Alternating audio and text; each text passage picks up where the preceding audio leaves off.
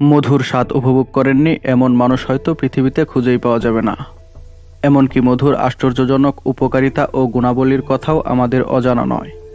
আমরা জানি মধু সংগ্রহ করা হয় মৌচাক থেকে, কিন্তু ছোট্ট মৌমাছিরা কিভাবে ফুল থেকে মধু সংগ্রহ করে, কিভাবে তা পরিশোধন করে এবং কিভাবে সংরক্ষণ করে, এটি জানলে আমরা অবাক হয়ে যাব।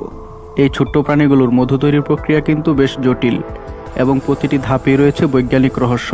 চলুন রিফাত.com চ্যানেলের আজকের ভিডিওতে আমরা জানব এই মৌমাছিদের পরিশ্রমের গল্পটি।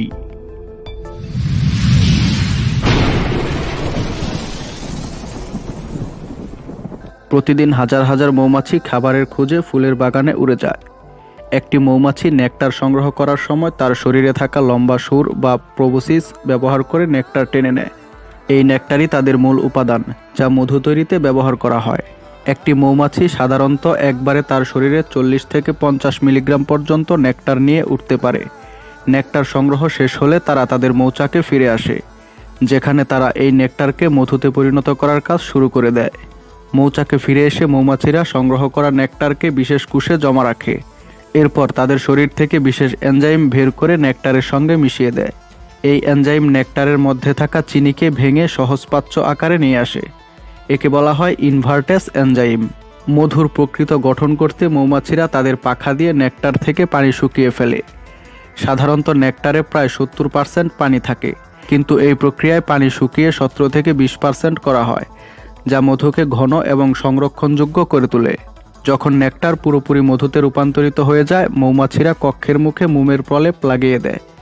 এটি মধুকে সংরক্ষিত রাখে, যাতে পরবর্তীতে শীতে মৌমাছিরা এটিকে তাদের খাদ্য হিসেবে ব্যবহার করতে পারে। এভাবে মৌমাছিরা শুধু মধু তৈরি করেই থামে না, তারা পরাগায়নের মাধ্যমে ফুলের প্রজননেও অবদান রাখে। পৃথিবীতে 75% খাদ্য উৎপাদনে মৌমাছিদের ভূমিকা রয়েছে, কারণ তাদের সাহায্যে ফসল এবং গাছপালার বৃদ্ধি সম্ভব হয়। এই অসাধারণ পরিশ্রমী প্রাণীদের আমরা হয়তো ছোট্ট বলেই মনে করি, কিন্তু এদের ছাড়া আমাদের পরিবেশের ভারসাম্য রক্ষা করা কঠিন হয়ে পড়ে। সেজন্য আমাদের উচিত পরিবেশ বান্ধব চাষাবাদ, কীটনাশকের ব্যবহার কমানো এবং গাছপালা লাগানোর মাধ্যমে মৌমাছিদের রক্ষা করা। প্রকৃতির এই বিস্ময়কর মধু তৈরির গল্পে যে কষ্ট, পরিশ্রম এবং বৈজ্ঞানিক প্রক্রিয়া রয়েছে, তা আমাদের শেখায় কিভাবে ছোট ছোট প্রচেষ্টায় আমরা বড় কাজ করতে পারি। তাই চলুন প্রকৃতিকে রক্ষা করি এবং মৌমাছিদেরকে তাদের এই কাজ করতে সহায়তা করি। বন্ধুরা, আজকে এখানেই শেষ করব। ভিডিও ভালো লাগলে চ্যানেলটিকে এখনই সাবস্ক্রাইব করে ফেলুন। হাজির হব নতুন ভিডিওতে। শেষ করছি সবার সুস্বাস্থ্য কামনা করে। ধন্যবাদ।